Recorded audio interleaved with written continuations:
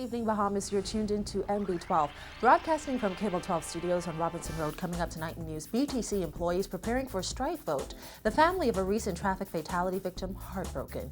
Tommy Turnquest taken off guard by a U.S. crime warning about the Bahamas. Parliamentarians debate the Freedom of Information bill, plus a look at the new luxury wing at Sandals Royal Bahamian Resort. We've got those stories and so much more. I'm Paige Ferguson, and MB12 starts right now.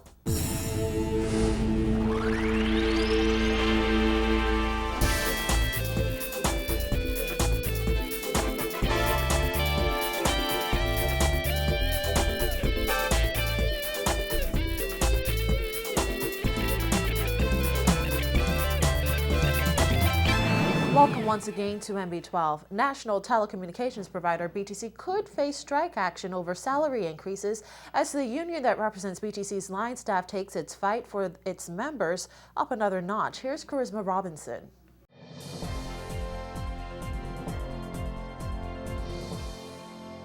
The Bahamas Communications and Public Officers Union today filed this application with Minister of Labor Dion Fowkes for a strike vote.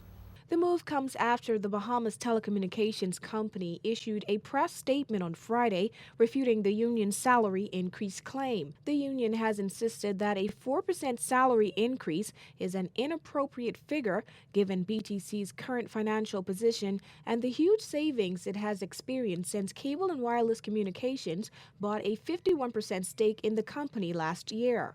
While it is true that the offer is at a 4% base, the telecoms provider says non-managerial staff will essentially receive a salary increase of at least 9% over the length of the new industrial agreement. But BCPOU President Bernard Evans says that's not the case, and the 9% increase the union is asking for is nothing out of the ordinary. Right after the company was sold, they made $25 million in cash, not $15 million as I've heard the government says. Not $15 million, but $25 million. Of that $25 million, Cable and Wireless paid themselves $6 million in bonus. $6 million in bonus on day one. What did they do to deserve $6 million? These are monies that belong to the Bahamian people that we, the workers, have made sure that we have secured. And now it's time to pay us and do right by us. And they want to pay us 4% and saying that, that equates to some 9% over time or whatever it is. But that mathematics is incorrect. In that press statement, BTC also refuted claims made by the union that 90% of BTC's employees are underpaid and claims that the company has reduced its funding of the pension plan from 90% to 10%. Evans says while the union has evidence to back up those claims, the company has yet to prove that the percentage rate the BCPOU is asking for is unsustainable. What is not sustainable is that when you can get 2% of gross revenue, and given what Batelco BTC has been making over the years, you can do your own math. This averages almost $1 million every month for managing the company, whether the company performs poorly or the company performs great. That we believe is not sustainable. As of right now, 670 employees are represented by the union. By the end of March, Evans says about 40 more people will leave the company. BCPOU Vice President Mario Curry says the downsizing exercise has put a strain on the employees who remain behind. This is part of our fight as well. We can't just have our members out there just busting their backs open, making the company look good. We're trying to provide excellent service and quality service to the Bahamian public. And then the owners not pay attention to that. We are the persons who make the company. We make the money so that we out there in the hot sun. We out there providing the calls, answering the phones and all that other 9 yards. And so what we're saying is, listen, let's just be fair. You know what I mean? What we're asking for will not send the company into liquidation. You know what I mean? It's something fair and equitable. The contract is for a 3-year period, and we're already into like 18 months of the 3-year.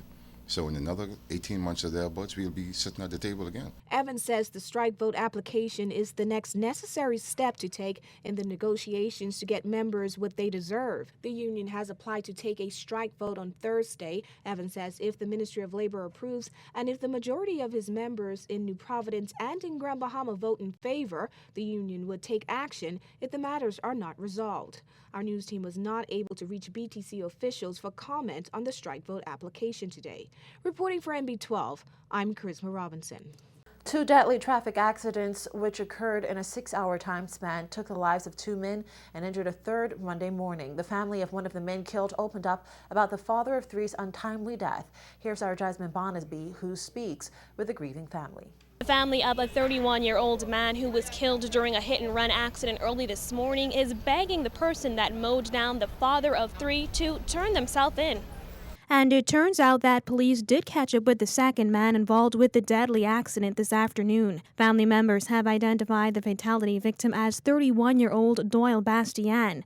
According to police, Bastian was riding his gray Suzuki motorcycle around 1 a.m. when the incident occurred on East Street and Winders Terrace. Police say Bastian was traveling south on East Street when he collided with a Honda Fit that was traveling in the opposite direction. Bastian died at the scene. His grieving family and dozens of friends gathered outside the Princess Margaret Hospital morgue this morning. His uncle says the only thing worse than losing a loved one in a tragic car accident is being left to die on the side of the street. Bastian, who was a truck driver, died only a short distance from the family home. All it was just whatever it is, just turn yourself in. Okay? That's all. They ain't had to kill him just like that. They intentionally mean to kill him. Because they would, if you knock down someone as a human and not a dog, they could have stopped, at least stop, check, see if you're all right. That hurt me right now. They did it to me hard. Because they business to be the work today now, even. I had it this morning, they called me. That hurt me. Strawn says the entire family is in a state of shock, especially Bastian's 3 young children ages 3, 6, and 7, who are still trying to come to grips with losing their father. His father spoke to our news team off camera and said when he learned his son had died, he initially refused to identify him. He said he told police officers he always thought he would die before his son. And by all accounts, his friends and family say Bastian was a good person who loved his children. You saw caring person. Love his father, love his children, love his friends, and love to see everyone happy. It's not good. It's really a strain right now on work and everybody. You know, it's unbelievable right now. It was a hit and run? Yeah, someone hit him and just keep on going. Do you guys want to make any plea to the person who kept on going? They need to come forward, man. They need to come forward. Because it could happen to me or anybody else. They need to come forward, man. And it's the time now, the law. They got to do something with these people who hitting us off the bikes.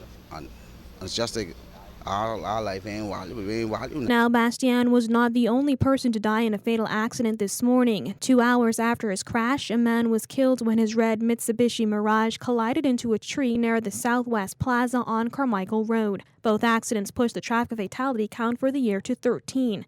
Reporting for NB12, I'm Jasmine Bonamy. Well, Minister of National Security Tommy Turnquest responding to that United States Embassy warning that was issued late last week. The warning cautioned Americans living in and traveling to New Providence to be aware of recent reports of robberies tied to staged vehicle accidents. Minister Turnquest told NB12 that the warning shocked him as neither he nor his ministerial counterparts were ever made aware of the embassy's intent to post the advisory. Surprised to see it on Friday. They send out, particularly now with spring breakers, they send out these advisories. They normally discuss it with either the Ministry of Tourism or the Ministry of National Security or the Ministry of Foreign Affairs. In checking with my colleagues, Minister of Tourism and the Deputy Prime Minister, Minister of Foreign Affairs. Well, the advisory, which was issued on Thursday, said that there have been reports in local media of criminals using staged accidents as a ruse to rob the driver and passengers of their possessions. Minister Turnquest adds that police patrols have been beefed up on downtown areas and other tourist areas, but he insisted that the Bahamas is a clean and safe destination and visitors have nothing to fear as the majority of New Providence is safe. We have no difficulty in putting out travel advisories for their citizens. 85% of our tourists come from the United States of America, and we want to make them safe. And the vast majority of them are very safe when they're here. If they go places they shouldn't be, late at the night in particular, there have been some problems. But by and large, keeping within the mainstream tourist jaunts, they've been extremely safe.